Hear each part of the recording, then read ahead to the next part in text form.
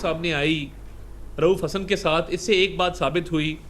Number एक ये कि एक डिसइंफॉर्मेशन सेल, जो हम बड़ी देर से कह रहे थे कि एक प्रोपेगेंडा सेल, झूठी खबरों का सेल बनाया जा रहा है और चलाया जा रहा है, ये बात साबित हो गई कि बुशरा बीबी एक डिसइंफॉर्मेशन सेल चला रही थी। इदारों के ख़िलाफ़ एक प्रोपेगेंडा जो है वो जारी था और एक मज़मूम कोशिश की जा रही थी कि ना सिर्फ मुल्क की सलामती को नुकसान पहुँचाया जाए, बल्कि जहाँ जहाँ सियासी मफादात पर मबनी बयानिए के ज़रिए मुल्की मफादात को नुकसान पहुँचाया जा सकता है, वो नुकसान भी पहुँचाने से इन्होंने कभी गुरेज नहीं किया। अब उनकी अपनी पार्टी इंतशार और तकसीम का शिकार है। बुशरा बीबी डिसइंफॉर्मेशन सेल चला रही थीं। अलीमा खान और रऊफ हसन की गुफ्तगू ने भांडा फोड़ दिया। विफाकी वज़ीर इत्तलात अताउल्लाह तारड़ की न्यूज़ कॉन्फ्रेंस, कहा बुशरा बीबी जो झूठा बयानियाँ फैला रही हैं उसमें कोई हकीकत नहीं। PTI पर कब्जे की जंग जारी है। बुशरा बीबी और अलीमा खान पार्टी पर अपना अपना कंट्रोल चाहती हैं। बुशरा बीबी की कोशिश थी पार्टी पर अपनी गिरफ्त मजबूत करे। अलीमा खान ने बुशरा बीबी की कोशिश नाकाम बना दी। तहरीक इंतशार में मुख्तलिफ ग्रुप्स बन गए हैं। तहरीक इंतशार मुल्क को नुकसान पहुँचाने की सियासत कर रही है। नफरत की सियासत का अंजाम अच्छा नहीं होता। रहीम यार खान में कच्चे के डाकुओं के खिलाफ घेरा तंग। वज़ीर आला पंजाब ने पुलिस को बड़ा टारगेट दे दिया। बड़े पैमाने पर ऑपरेशन। वज़ीर आला मरीम नवाज पुलिस एहलकारों का हौसला बढ़ाने रहीम यार खान पहुंच गईं। शेख ज़ैद अस्पताल में पुलिस एहलकारों की अयादत की। हौसले बुलंद हैं, ठीक होकर फिर मुकाबला करेंगे। हम दुश्मनों से लड़ते रहेंगे। जख्मी सिपाही बिलाल का आज़म। मरीम नवाज ने बिलाल को शाबाश दी और उसे काबिल फ़ख्र करार दिया। उधर डाकू के हमले में शहीद पुलिस एहलकारों की आबाई इलाकों में तदफीन। नमाज जनाजा में अहले खाना समेत मुख्तलिफ शोबाए ज़िंदगी के लोगों की शिरकत। पुलिस एहलकारों की शहादत के वाक़े का मुकदमा थाना माचका में दर्ज। दहशतगर्दी, कत्ल, इक़दाम कत्ल समेत दीगर दफात शामिल। कोश, शर, सैलरा और अंधड़ गैंग के 131 डाकू नामजद। कच्चे के डाकों के सर की कीमत 10 लाख से बढ़ाकर 1 करोड़ रुपए मुकर्रर। महकमा दाखिला पंजाब ने 20 डाकुओं के नाम और तस्वीर जारी कर दी। मतलूब डाकुओं में शाहिद, मुजीब, वहाब, गनी, अहमद उर्फ शोब शामिल। अहमद अताउल्ला, सब्ज़ अली कबूल, मीरा दरीजन उर्फ दादू भी शामिल। गोरा सनाउल्ला, तनवीर उर्फ धोदर, राहिब शर, उमर शर और डाकू जहूर भी पुलिस को मतलूब। मोरजादा, अब्दुल्ला गुल, गुल हसन और सदारी भी मतलूब डाकुओं में शामिल।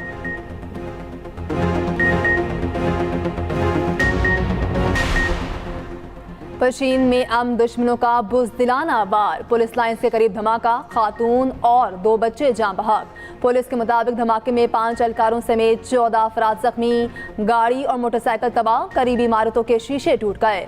लाशों जख्मियों को अस्पताल मुंतकिल कर दिया गया। वज़ीर आज़म शहबाज शरीफ की पशीन धमाके की शदीद मज़म्मत। जख्मियों को बेहतरीन तिबी सहूलतें फराहम करने की हिदायत।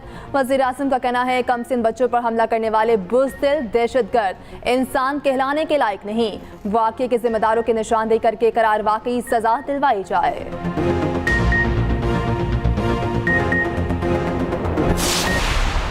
एक चीज़ है जो कि रेड लाइन है, वो है कि पाकिस्तान की सलामती पे वार, वो है कि पाकिस्तान के जो हमारे अदारे हैं, सिक्योरिटी अदारों के ऊपर वार। आप जब उस तक यानी उस हद तक चले जाएंगे तो मैं समझता हूँ कि अपने लिए कोई गुंजाइश नहीं छोड़ते। हम जो टेक ऑफ कर रहे थे उसकी अल्लाह हमें जो भी ऐसे लोग उनको हदायत दे और यार मुल्क को जाने दें, ऊपर टेक ऑफ करने दें, मुल्क को G20 में शामिल होने दें। ये जब एक दफ़ा हो जाएगा, हम माशी कुव्वत बन जाएंगे तो फिर इंशाल्लाह मैं समझता हूँ कि लोगों को रिलीफ मिलेगा। आज महंगाई का तूफान है, बिजली की कीमतें आसमान पे हैं और दूसरे मसाइल हैं, लेकिन ये हम अपने हाथों से ये सब कुछ इस मुल्क की तबाही देखी। 9 मई के जिम्मेदारों को जरूर सजा मिलेगी। कानून अपना रास्ता बना रहा है। मफाहमती पॉलिसी पर यकीन रखते हैं, मगर पाकिस्तान की सलामती रेड लाइन है। रेड लाइन करेंगे तो फिर कोई गुंजाइश नहीं रहेगी। नाराजगी के नाम पर किसी सूरत दहशतगर्दी की इजाजत नहीं दी जा सकती। नायब वज़ीर आज़म इसहाक़ डार की लाहौर में मीडिया से गुफ्तगू, कहा G20 की तरफ जाने वाला मुल्क गिरकर 47वीं मईशत बन गया। 2018 के बाद मुल्क में महंगाई का तूफान, बिजली की कीमत आसमान पर है। बिजली के मसाइल हल करके आवाम को रिलीफ देंगे। नवाज शरीफ के दौर में दहशतगर्दी खत्म की। पाकिस्तान एटमी ताकत के बाद मिसाइल कुव्वत बन चुका, अब मुआशी कुव्वत बनाना है। यूटिलिटी स्टोर्स की बंदी से मुतालिक खबरों पर मुलाजमीन में तशवीश की लहर। हुकूमत से स्टोर्स बंद न करने का फैसला। वापस लेने का मुतालिबा। यूटिलिटी स्टोर्स मुलाजमीन ने लाहौर में आज होने वाला एहतजाजी मुजाहरा मुअख्खर कर दिया। मुलाजमीन और रहनुमा पीपल्स पार्टी राजा परवेज अशरफ में मुलाकात कल होगी। आइंदा का लाहे अमल तय किया जाएगा। विफाकी वज़ीर सनअत व पैदावार राना तनवीर का कहना है यूटिलिटी स्टोर्स को बंद नहीं, रिस्ट्रक्चर किया जा रहा है। हुकूमत की कोशिश है अशिया पर दी गई सब्सिडी मुस्तहिक लोगों तक पहुंचे।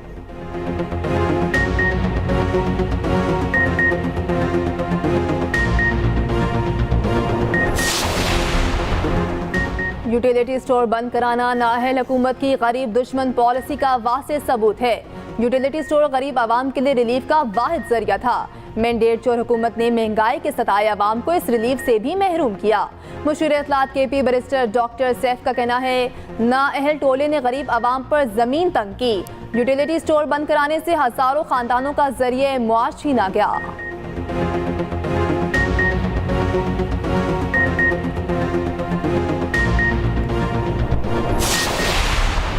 सबसे वर्स्ट पार्ट था वो था केयर टेकर गवर्नमेंट का। कोई एक दफा किसी ने आके विजिट तक नहीं किया। मुझे याद है कि हमने पहले जो बसेस मंगाई थी पीपुल्स बस सर्विस की, वो केयर टेकर गवर्नमेंट में उतरी तो वो गाड़ियां 2 महीने तक पोर्ट पे खड़ी रहीं। वो फिर मुझे मैसेजेस करने पड़े, बयानात चलाने पड़े, ट्वीट्स करने पड़े कि खुदा के वास्ते बसेस हमने खरीदी हैं, खड़ी हुई हैं पोर्ट पे, कि आप उन बसेस को रोडों पे लाएं और पब्लिकली इस्तेमाल करें। जो इसका टाइम लाइन है, हमारी कोशिश ये है कि प्रोजेक्ट जरूर डिले हुआ है लेकिन टाइम लाइन को मैच करें और क्वालिटी पे किसी भी किस्म का हम कॉम्प्रोमाइज ना करें। कराची में नई BRT बस बायोगैस पर चलेगी। 4 से 5 दिन में मंसूबे को आवाम के लिए खोल दिया जाएगा। सीनियर वजीर सिंध शर्जील इनाम मेमन कहते हैं आवाम को सस्ते दामों सफरी सहूलतें फराहम की जा रही हैं। सदर मुमलिकत की हिदायत है कराची के शहरियों को जदीद सहूलतें दी जाएं। निगरान हुकूमत की नाअहली की वजह से मसाइल बढ़े। ये प्रोजेक्ट 7 माह बंद रहा। रेड लाइन BRT पहला प्रोजेक्ट है जो बायोगैस पर होगा। जमहूरी हुकूमत के दौर में मंसूबे पर काम शुरू कर दिया। हम पिंक टैक्सेस भी शुरू कर रहे हैं जो खवातीन के लिए होंगी।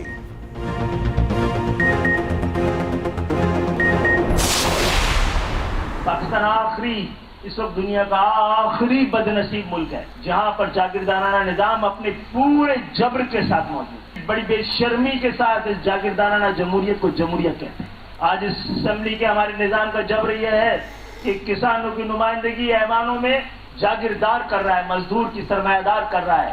पाकिस्तान की अवाम की नुमाइंदगी अवाम नहीं खानदान कर रहे हैं। पाकिस्तान के अवाम की नुमाइंदगी अवाम नहीं खानदान कर रहे हैं।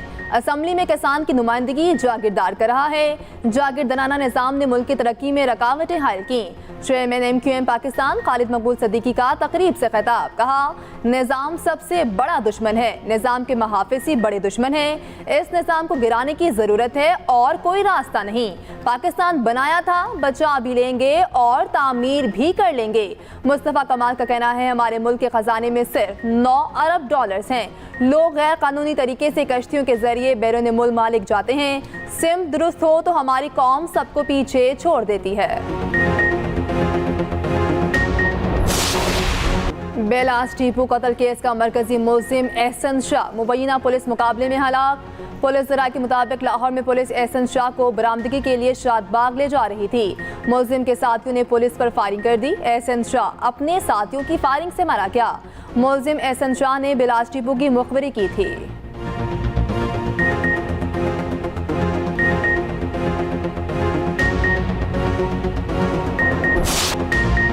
रावलपिंडी टेस्ट ड्रॉ के जान निभरने लगा। चौथे दिन का खेल जारी। बांग्लादेश ने पाकिस्तान की बढ़तरी खत्म कर दी। मेहमान टीम ने 6 विकेटों के नुकसान पर 495 रन बना लिए। मशफीकुर रहीम की शानदार बैटिंग सेंचुरी स्कोर की। 173 रन बनाकर क्रीज पर मौजूद। खुर्रम शहजाद और नसीम शाह की 2-2 विकेटें। साइम अय्यूब और मोहम्मद अली ने एक-एक खिलाड़ी को आउट किया। पाकिस्तान ने पहली इनिंग्स 448 रन पर डिक्लेयर कर दी थी। पाक आर्मी का गिलगित बल्तिस्तान में रेस्क्यू ऑपरेशन। 20,100 फुट की बुलंदी पर 7 कोहपेमाओं को रेस्क्यू किया गया। 3 रूसी और 4 पाकिस्तानी कोहपेमा शामिल। कोहपेमा हाई एल्टीट्यूड सिकनेस की वजह से मुश्किल में थे। पाक आर्मी के हेलीकॉप्टर ने तमाम कोहपेमाओं को बाहिफाजत रेस्क्यू कर लिया। कोहपेमाओं ने पाक फौज का शुक्रिया अदा किया।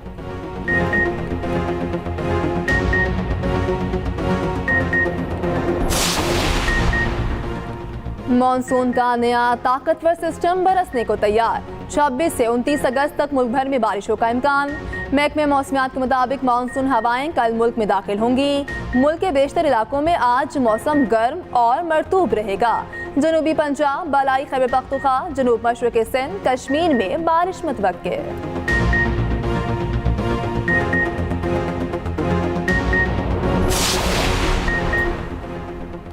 बांग्लादेश में तूफानी बारिशों और बदतरीन सैलाब से तबाही। हादसात में अमवात की तादाद 15 हो गई। 11 अजला में बदतरीन सैलाबी सूरत हाल। 44 लाख अफराद मुतासिर, 11 लाख बिजली से महरूम। ढाका और चिटागोंग के दरमियान ज़मीनी राब्ता मुनक़ता, वसी इलाका ज़ेर-ए-आब। आबादियाँ पानी में डूब गईं। बांग्लादेशी अवाम ने सैलाब का जिम्मेदार भारत को करार दे दिया। मोदी हुकूमत पर बरहम, भारत के खिलाफ शदीद गम और गुस्सा। शहरियों का कहना है सैलाब त्रिपुरा में दरियाए गुमती पर दम्बोरा डैम खोलने से आया।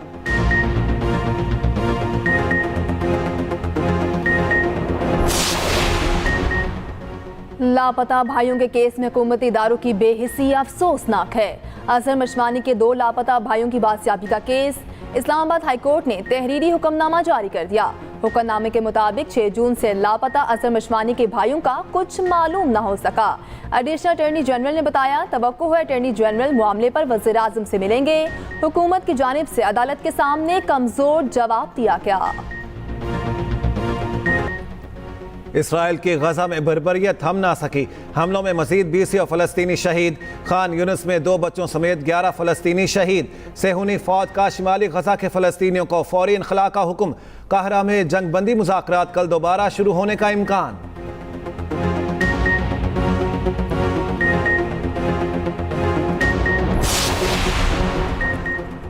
ईरान में दाइश के 14 दहशतगर्द गिरफ्तार। ईरानी मीडिया के मुताबिक तेहरान, अलबरोज, फारिस और खोज़िस्तान सूबों से दहशतगर्दों को गिरफ्तार किया गया।